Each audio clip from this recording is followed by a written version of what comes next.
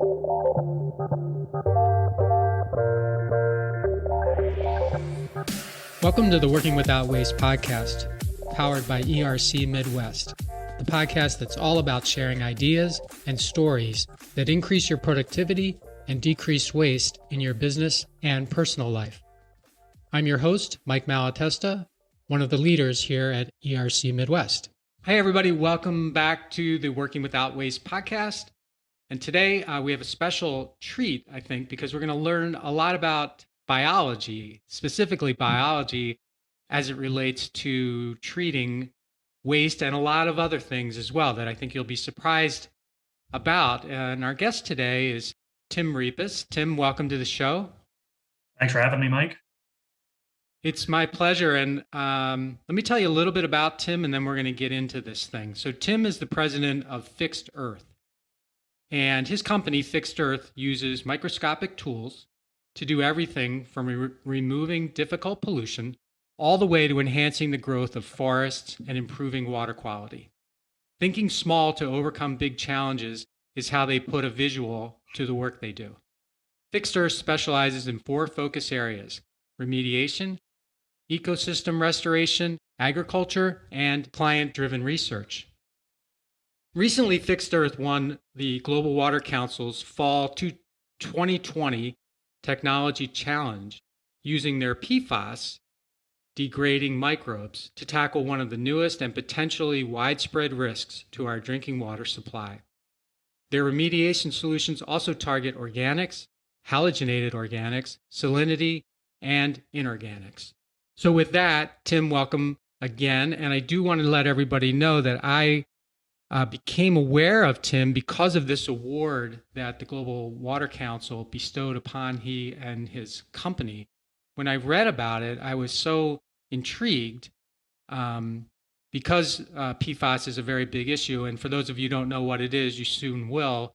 And just the idea that it could be potentially treated biologically, like most wastewater pollutants are treated, was just fascinating. So Tim, why don't you get us started by telling us just a little bit about you and how you got your company started, and what makes you tick? How did you and Microbes become friends?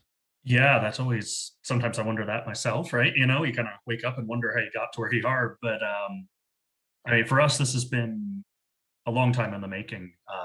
I think the idea for this type of company really kind of sprung into a few of our minds maybe 6-7 years ago, and it wasn't really until the past year or so that technology started getting to the point where we really felt like we should commercialize it. So Fixed Earth has been around for just about a year now, or a bit over a year now, and like you said, we kind of work in a little bit of everything. That's really what gets us going. We like weird problems. We like to dabble, because we're a group of 5-6 people. We can only envision so many of the problems that the world has. So we really like when people come to us with a problem that we can help them solve. For me, PFAS, or perfluoroalkyl substances, the long way to say it, kind of go back even further. I grew up in southern New Jersey, where majority of drinking water systems are impacted with this family of chemicals. And at the time, we didn't know what they were or anything about them. We didn't even know they existed. So to kind of look back now and realize what a problem it is, became a kind of the first thing we wanted to, our dream projects, as we call them, the big projects that we really get us up in the morning and make us come to work. Became the big one that we wanted to go after. We got very lucky, of course, that we were able to come up with a solution that we can talk about more. So, okay, so let me ask you about growing up in South Jersey. So, what about that area, made PFAS sort of a common thing? Maybe common is too big of a word, but so why was it out there? Yeah. Without naming any names of companies or anything, there's a lot of industrial activity in that part of the world, with the Delaware River Basin and Delaware Bay, of course, being huge ports. A lot of factories manufacturing plastic and other household products a lot of us use every day. just over time, it started to add up. There's a few particularly large point sources that are known, um, but there's, of course, lots of small ones, old landfills and municipal wastewater plants and other places where it just accumulates over time. Okay.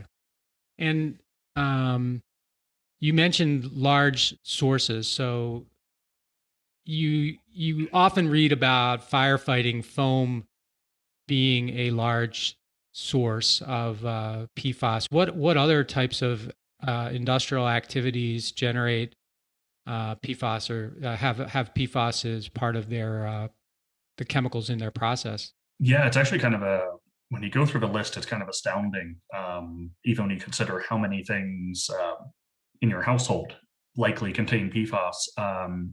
Like you said, firefighting foams at airports is kind of probably number one at the moment that we know of. But of course, plastic manufacturing, and that includes things like low density polyethylene, Gore-Tex, all sorts of things like that. But even all the way into your computers, chrome plating, even used as a vapor suppressant. It just kind of like, it was just one of these things. It was just used all over the place because it works so well. Even the old heat sensitive receipts, I think a lot of us had when we were growing up, actually had a PFAS type coating on them. Okay. So as common as pieces of paper around your house. Okay, got it. It reminds me a little bit of PCBs, right? And dioxins, where they were used for a very long time because they did a very good job of what they were doing, or asbestos even for that matter. And then, the long-term impact on the environment and on people just wasn't known or considered or whatever. Yeah, and it's only out in hindsight that you can really figure out what to do about it, right? And try and eliminate as many of these as possible. So before we get started on the actual uh, uh, experiment or whatever that you did to prove your microbe technology could potentially work, so for people who don't know what a microbe actually is, so is it microbe bacteria? How does someone relate to their everyday life with what microbes are? Yeah, and it's something you do interact with every day, and you probably just don't realize it. The best analogy I always like to throw out there, that is, almost everything we work with, that is, it's, if you found it growing in your refrigerator, you would be very quick to throw it out. But for us, those sorts of things are gold mines. So when we say microbe, we work with a whole slew of different things, ranging from bacteria to fungus, so things like mushrooms, um, all the way to some of the more obscure stuff. Single-celled animals even have their place in remediation. Okay, so it's more than just bacteria. It's a wide range of very small beings. Essentially, yeah. If you could see it under the microscope, we're interested. Okay. Okay, and so you let's talk about how you applied your microbe technology to this problem that led to you winning the award. Yeah, a lot of the work we did that kind of won us the tech challenge was work we were doing with the state of Michigan on one of their orphan sites that they have, where firefighting foams were applied during an industrial fire. And here we are, 15 to 20 years later, probably wishing that didn't happen. Um, in this case, a big part of our business is, like I said, that kind of client-driven research. And what that really means for us is that we go out and we try and get microbes from a site to be able to use on that site. So then taking one PFAS degrading microbe that we found in 2019 and trying to apply it to all 50 states or different continents, we really focused on tuning in the method on how we get the microbes. That became the really important thing for us. So we could go out to any site and be able to get them from that site to take back and remediate that site. Nothing's genetically modified. We're not bringing in foreign microbes or anything like that. So it should be a reasonably friendly process. In this case, we got microbes from the site in northern Michigan, and in the lab here did a lot of work, pretty extensive chemistry work, showing that they were in fact degrading not just the big PFAS chemicals like PFOS and PFOA, but a whole 20 different kinds of compounds and even more than that. And that's really because we were able to really get into the science on that one with the state. and just kind of figure out exactly what byproducts are we forming. Best we can tell, how are these things working? We were able to go to a tech challenge with enough data and enough proof that this is really a thing, that they were fortunate enough to award us the prize. We were pretty excited. Okay.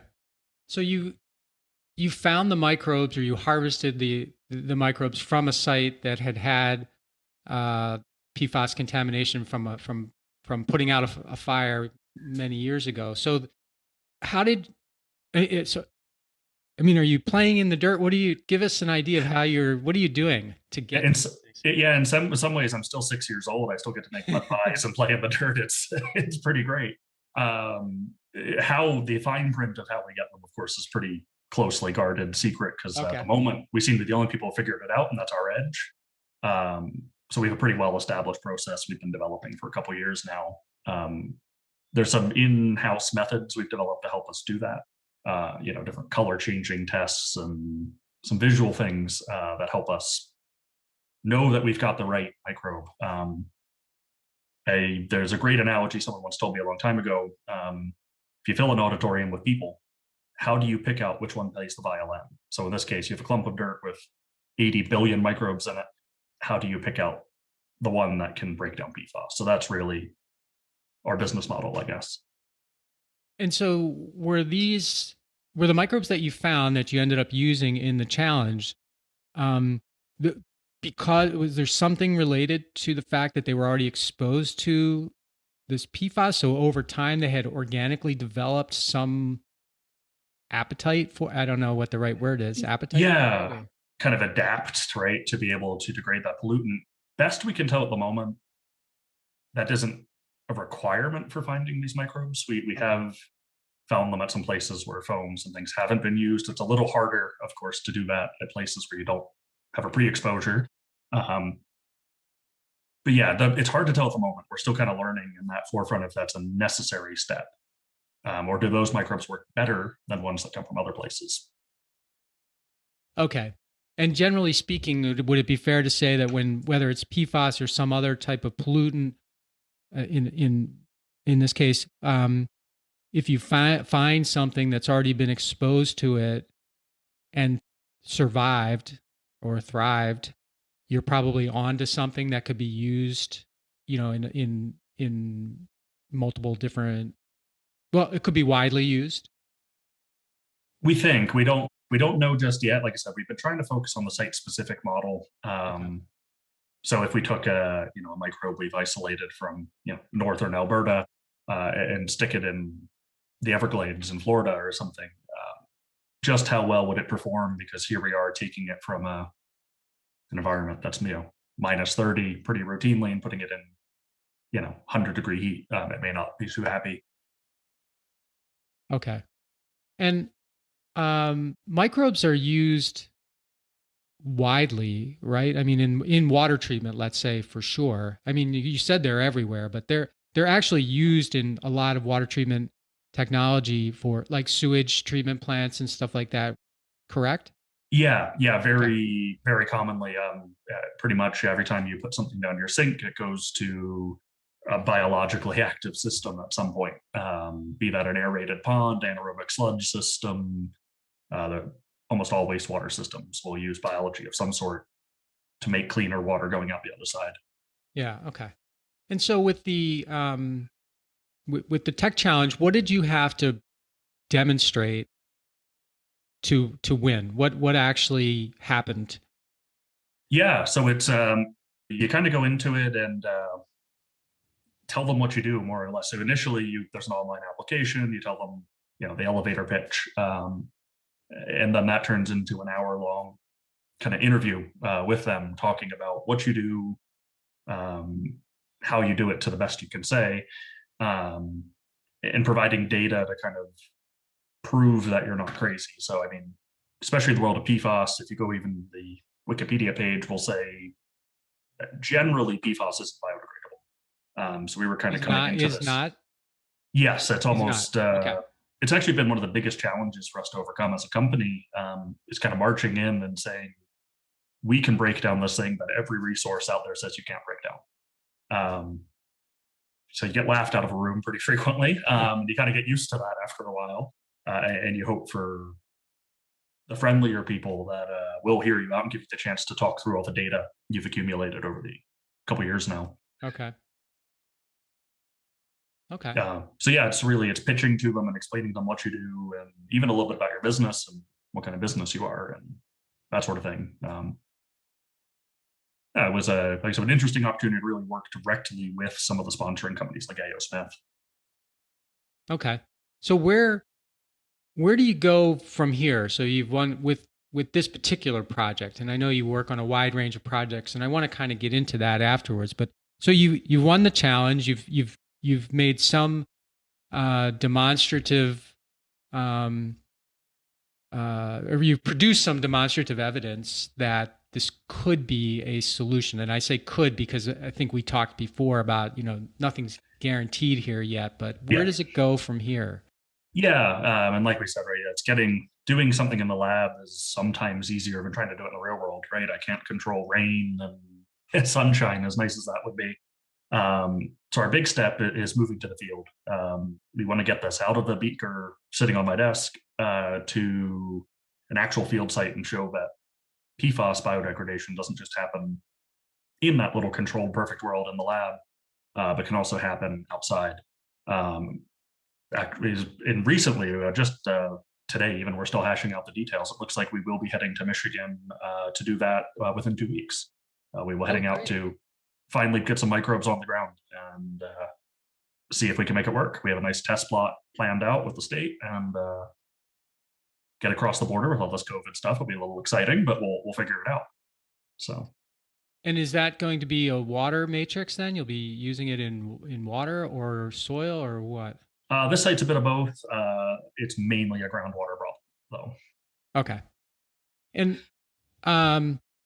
just to get like super granular, can you explain what a microbe actually is and how it does what it does and how it replicates it or grows and how it dies and all of that stuff, just so people have an idea of what this living creature life is like? Yeah. It's what's fun about it is when you have billions of microbes to choose from. Everyone leads a slightly different lifestyle, but in general, we take a bacteria. I think we've all been in school. We've all seen that kind of nice little oval shaped cell that you're dealing with, right? What I always find really interesting about microbes, especially in the world of pollution, is kind of how they go about what they're doing, or why they're even doing it in the first place. So if we take a bacteria living in a polluted environment, it has a few things it may want to do. It may want to make its world less toxic. So maybe it wants to break down the thing that is trying to kill it. Maybe it can use that thing as a food source. Like in the case of oil and oil remediation, which a lot of us are familiar with, just food for them.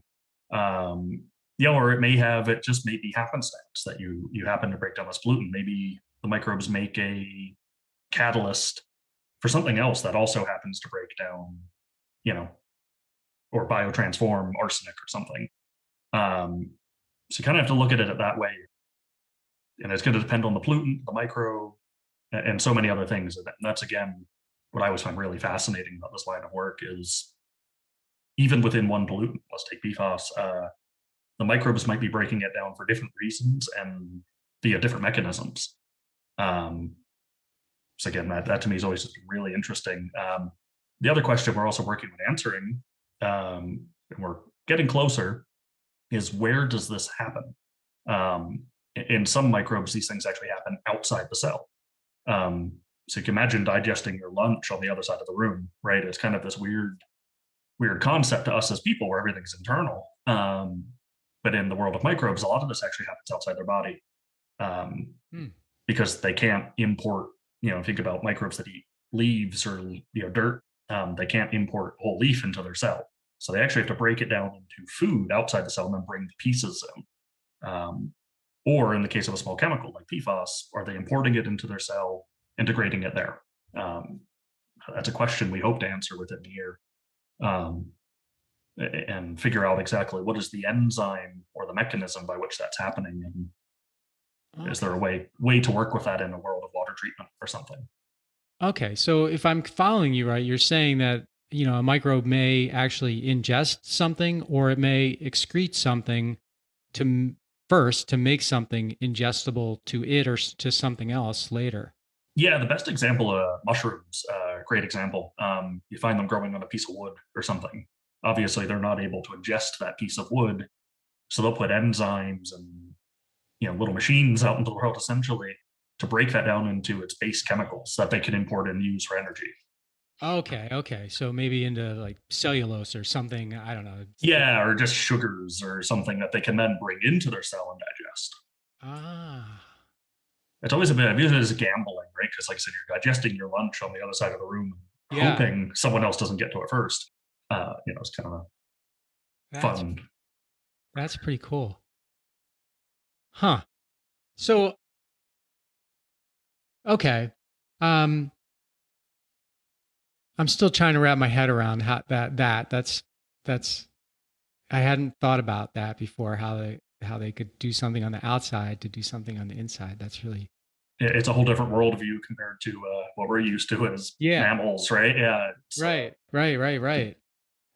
So you made me think when you said there were billions of different options, for example, how does computing power and AI and some of the other things that are out there and becoming stronger, how do they help what you're doing? Because I'm thinking about like facial recognition.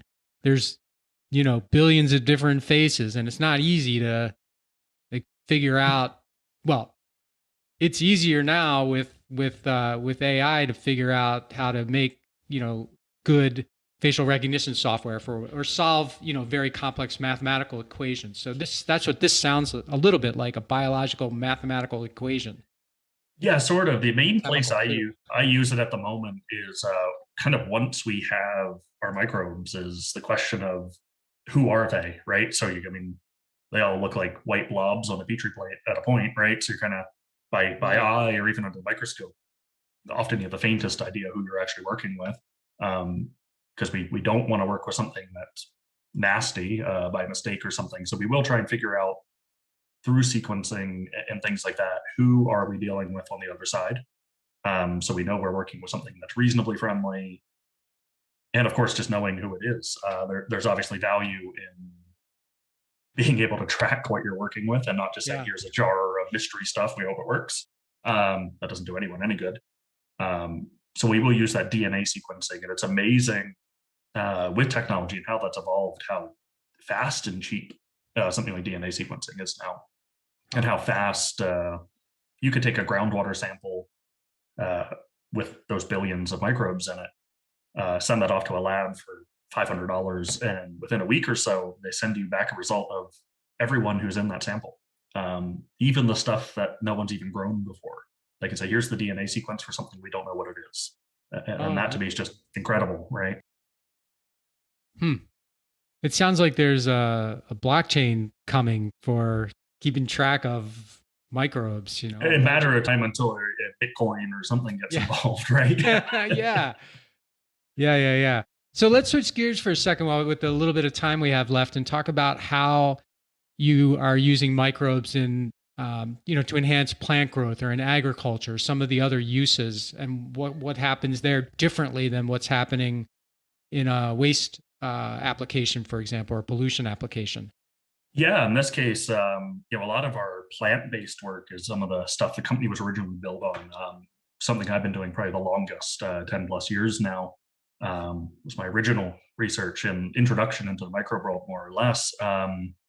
What we go looking for are microbes that often live in symbiosis with the plant, and help them grow not only under friendly conditions like a farm field, but under stressful conditions like let's say an old oil site or something where the soil's probably not very nutrient rich or maybe some hydrocarbons, things like that.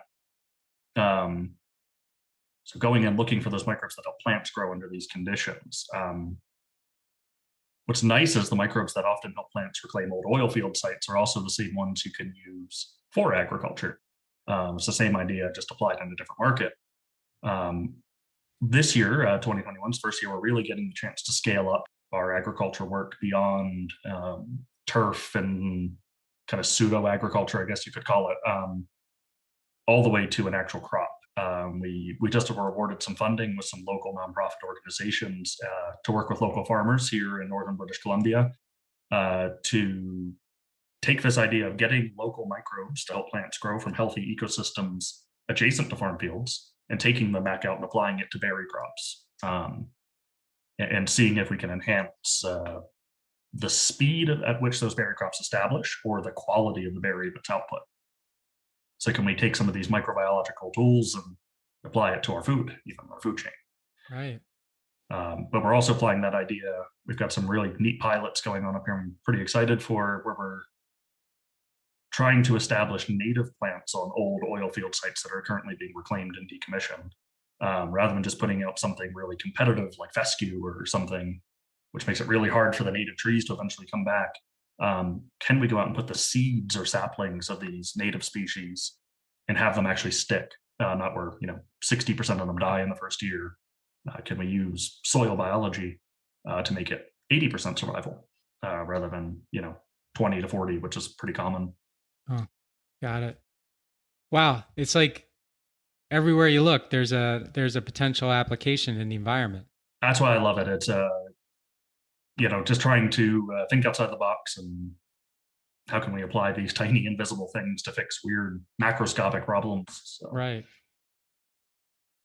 Huh. And before I ask how you want people to get a hold of you, because I think people will want to learn more about what you're doing, I do want to compliment you on your URL, which is fixed.earth, which is amazing. Cool. It's so cool that they have all these different, dot whatevers, but it's sort of like came along perfect for you. Fix Earth. I like it. I love it. Yeah, we were figuring out what to name the company, and kind of someone said we can get the web domain fix.earth, and I was just like, done. That's what we're naming the company, because we can get that website. Why fiddle with anything else? Yeah, so.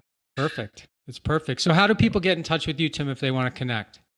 Of course, there's LinkedIn. Our website has a contact form on it. You'll also find my email on the 1-800 number on the website. Those are probably the best ways, but smoke signals, show up at the lab, whatever works for you. I'm usually around. So. All right. Well, Tim Repas, thank you so much for joining us today and explaining your microbial world and all the great work that you're doing. It's fascinating to learn, and man, it would be awesome if this, what you demonstrated at the for the Technology Challenge Award actually comes to fruition and helps solve a really, really big global problem. Yeah, we're definitely excited. And again, appreciate this opportunity to talk. And hopefully we can come back to you sometime this summer and with field results. That would be kind of fun. Oh, yeah. Will you let me know? That would be absolutely. Great. Okay. Yeah. All right. Awesome. Well, until then, thanks so much for being on the show, Tim. Thanks to you, Mike. Thank you for listening to the Working Without Waste podcast. If you like what we're doing, please subscribe to the podcast on our website at www.ercmidwest.com or wherever you listen to podcasts. We'd also be grateful if you'd rate the podcast and leave a review. That helps other people find us and gets the show's value into more people's ears.